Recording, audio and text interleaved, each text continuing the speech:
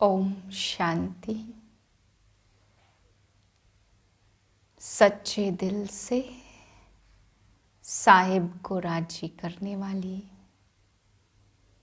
मैं होली हंस आत्मा हूँ। सच्चा होली हंस तन मन से शुद्धता को धारण करने वाली पवित्र हंस हूँ।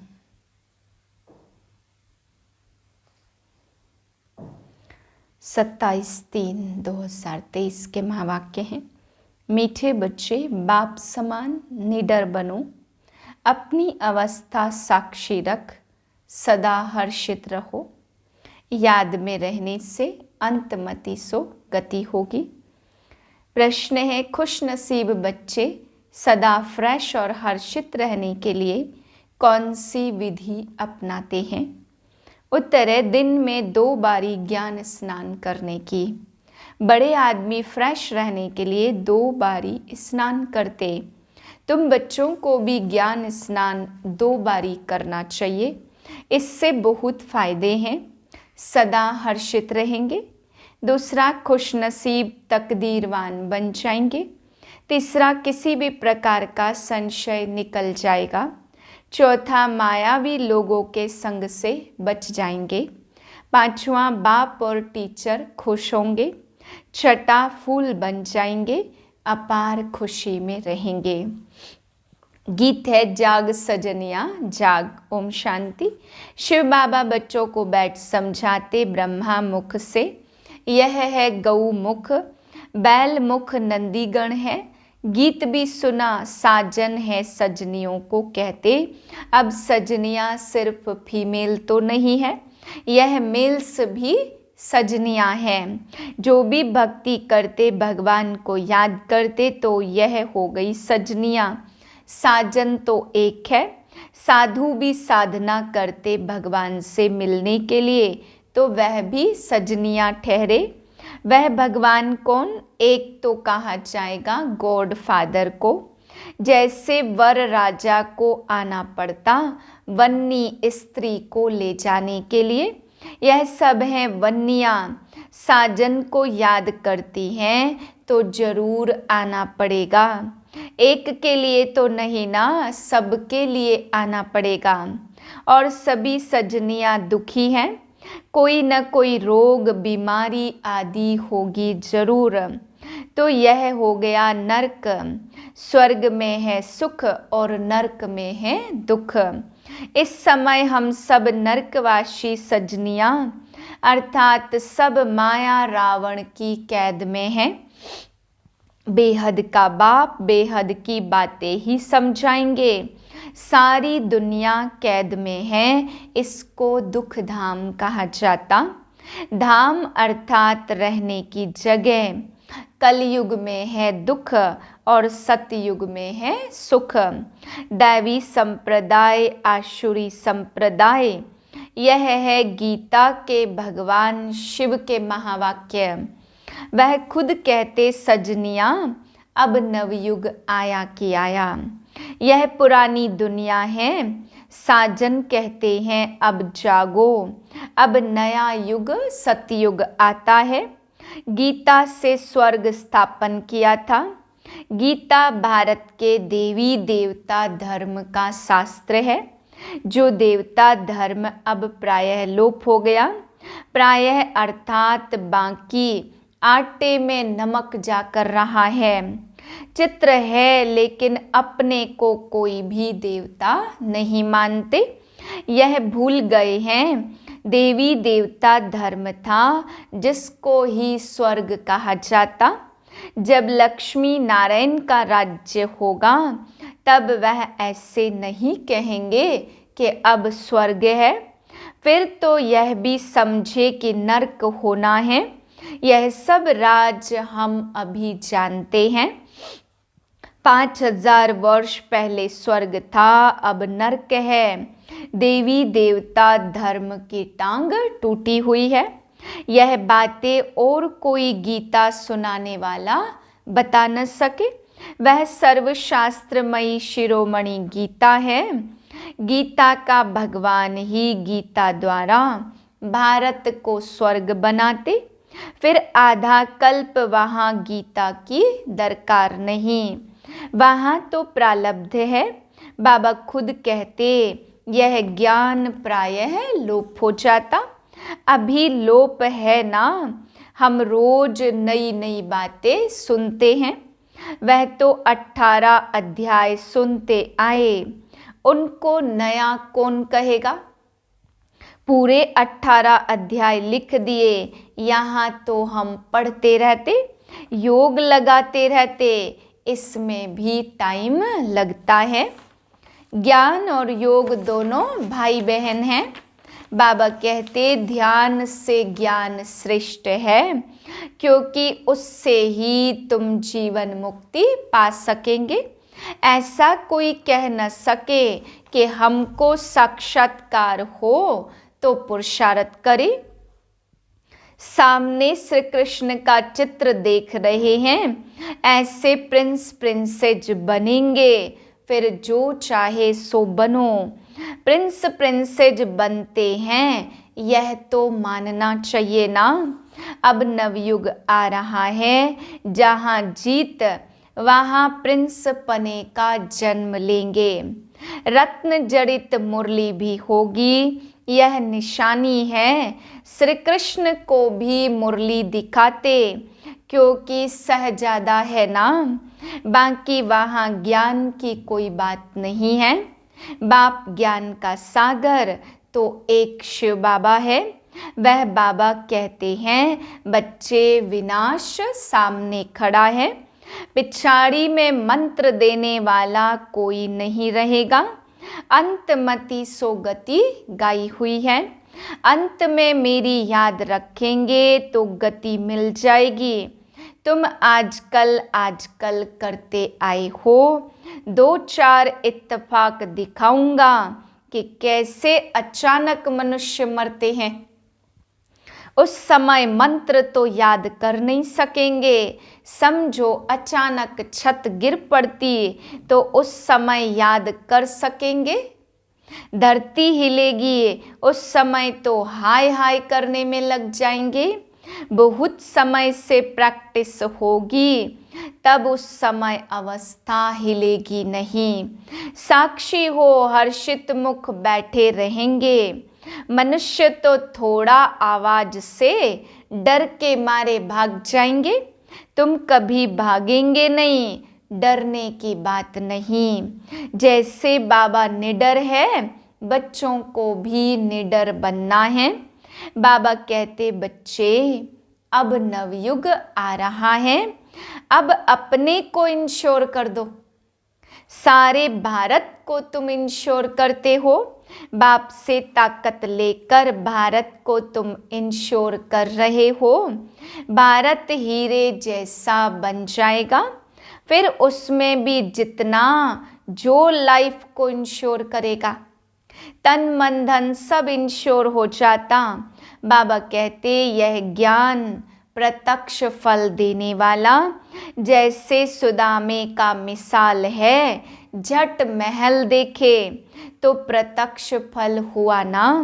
प्रिंस प्रिंसेज का भी साक्षात्कार करते, फिर प्रिंस प्रिंसेज तो सतयुग में भी हैं और त्रेता में भी हैं। यह थोड़ी समझ सकेंगे हम कहाँ के प्रिंस बनेंगे।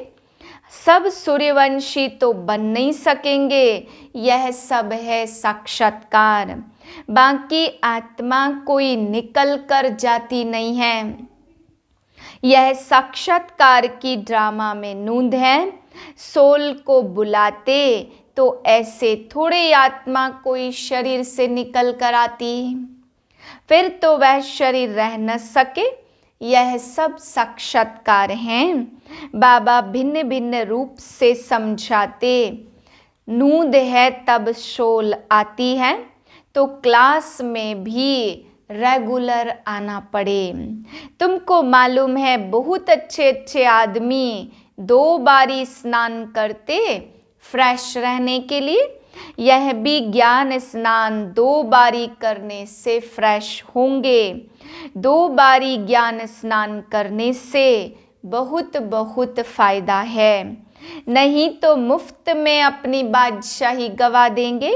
बाबा रजिस्टर से जांच करते, पूरा खुशनसीब तकदीरवान कौन है।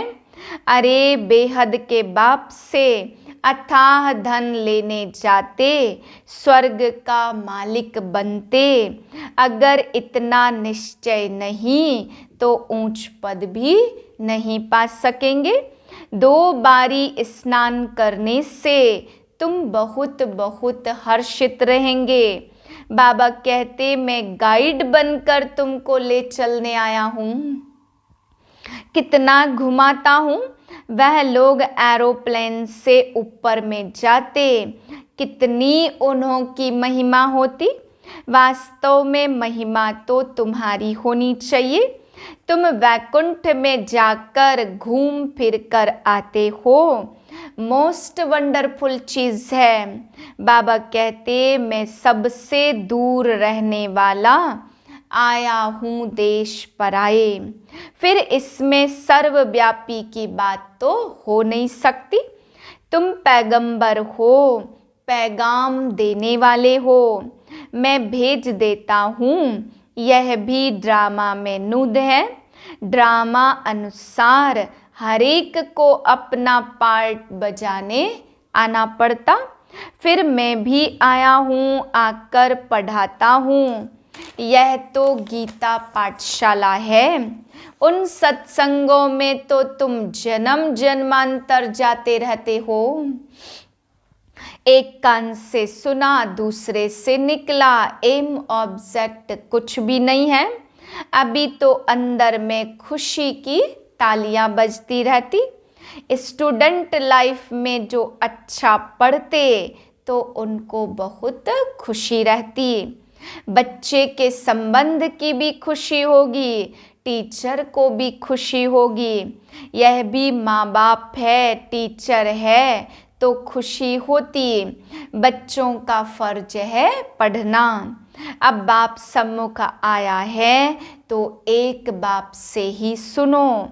तुम आधा कल्प बहुत भटके हो, अब भटकना बंद करो। परंतु वह भी तब होगा जब पूरा निश्चय हो। मनुष्य कहते कलयुग इतने वर्ष है। बाबा अपनी तरफ खींचते और मायावी पुरुष अपनी तरफ खींचते, बीच में लटकते रहते हैं। बाबा समझाते, बच्चे जब तक 2 बारी स्नान नहीं किया तब तक कुछ फायदा नहीं। अरे कोई समय मुरली में ऐसी पॉइंट निकलती जिससे ऐसा तीर लगेगा जो तुम्हारा सारा संशय मिट जाएगा। और कोई भी सत्संग में जाने के लिए कभी मना नहीं करते।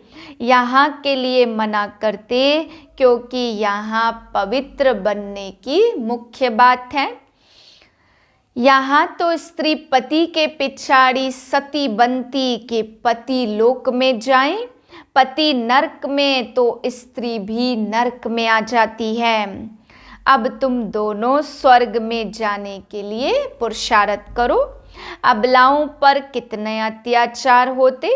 बच्चियां कहे हम शादी नहीं करेंगी, वह कहे शादी तो जरूर करनी है।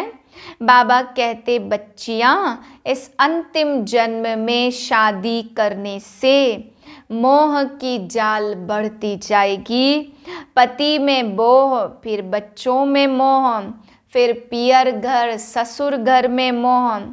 आज बच्चा जन्मा पार्टियां देंगे, कल बच्चा मर गया तो हाय दोष मचा देंगे। सतयुग में तुम बहुत खुश रहेंगे। बाबा समझाते, बच्चे घर घर को स्वर्ग बनाओ। चित्र भी रख दो, जो भी आए बोलो स्वर्ग के मालिक बनेंगे। आओ हम समझाएं।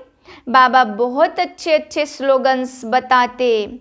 2 बारी स्नान करने से तुम गुलगुल बन जाएंगे, अपार खुशी रहेगी। कहा जाता है ईश्वर की महिमा अपरंपार है, तो तुम्हारे खुशी की महिमा भी अपरंपार हो जाएगी। गीता की महिमा भी अपरंपार है। तुम कहेंगे गीता से हम स्वर्ग का मालिक बन रहे हैं।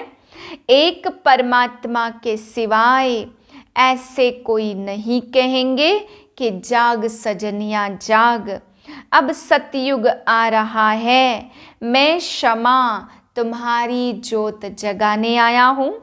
यह दादा भी अभी पुरुषार्थी है। बाबा तुम्हें नए युग के लिए नई कहानी सुनाते। कितना अच्छा गीत है। यह रास्ता ही नया है।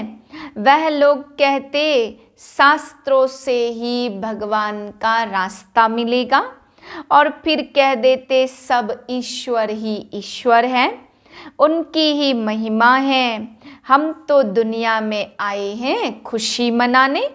कुछ भी खाओ पियो मौज करो, आत्मा पर लेप छेप नहीं लगता।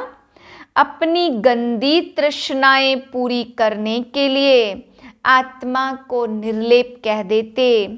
एक के संग में कभी ऐसे के संग में कभी फंसना मत।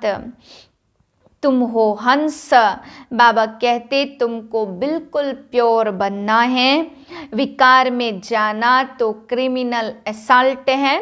भल मेरी बात अभी नहीं मानो, अभी स्वच्छ नहीं बनेंगे, मददगार नहीं बनेंगे तो धर्मराज द्वारा बहुत सजाएं खानी पड़ेंगी।